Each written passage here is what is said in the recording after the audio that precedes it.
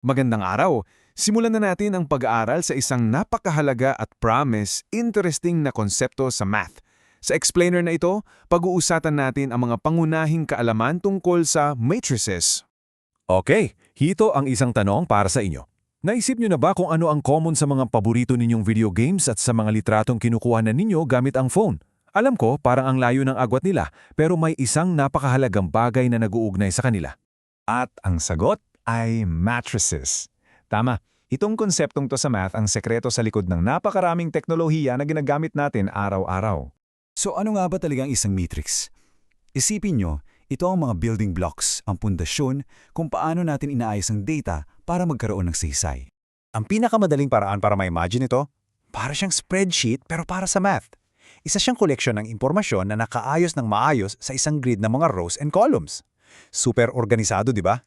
Ngayon, para sa formal na definition, ang isang matrix o matrices kapag marami ay isang parihabang ayos ng mga numero, pwedeng variables din o functions na naka-organize sa rows at columns. At ang importante dito, yung buong arrangement na yan, tinitingnan natin bilang isang buong bagay. Okay, para mas maintindihan pa natin, i-dissect natin. Himayin natin ang mga bahagi ng isang matrix. Ano-ano nga ba ang mga bumubuo dito? Simple lang to. Tatlo lang ang pangunahing parte na kailangan nating tandaan. Ang rows, ang columns, at yung bawat numerong nasa loob na ang tawag ay elements. Unahin natin ang rows. Ito yung mga pahalang na linya ng numero, yung mga nakahiga na tumatakbo from left to right. Halimbawa, tingnan nyo to. Dito, kitang-kita natin ang tatlong rows. Ang row 1 may lamang 5 at 1. Ang row 2 naman ay 0 at 8. At ang row 3, 3 at 4. Ganun lang kasimple. Ngayon, kung may rows, syempre meron ding columns. Ito naman ang kabaliktaran. Ito yung mga patayong linya ng numero mula taas pababa. Kung ang rows ay nakahiga, ang columns nakatayo. So, kung gagamitin natin yung parehong matrix, makikita natin na mayroon itong dalawang columns. Ang column 1 ay binubuo ng 5, 0 at 3, habang ang column 2 naman ay may 1, 8 at 4. At yung bawat numerong nakikita nyo sa loob, ang tawag dyan ay element. At para matukoy natin kung nasaan sila, mayroon silang parang address, A sub ij. Yung I ay para sa row number at yung J naman para sa column number. Kaya pag sinabing A sub RCO, ibig sabihin yan yung element na nasa pangalawang row at unang column. Okay, next up.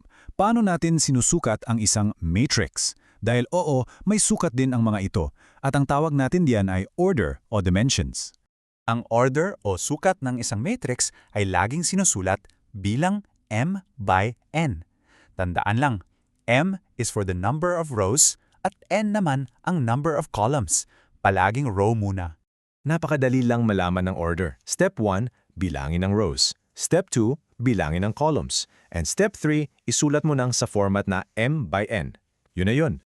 So, kung babalikan natin yung example natin kanina, meron siyang 3 rows at 2 columns. Kaya naman, ang order ng matrix na yon ay 3 by 2. Ganun lang kadali. Alam nyo, hindi lahat ng matrices ay magkakapareho.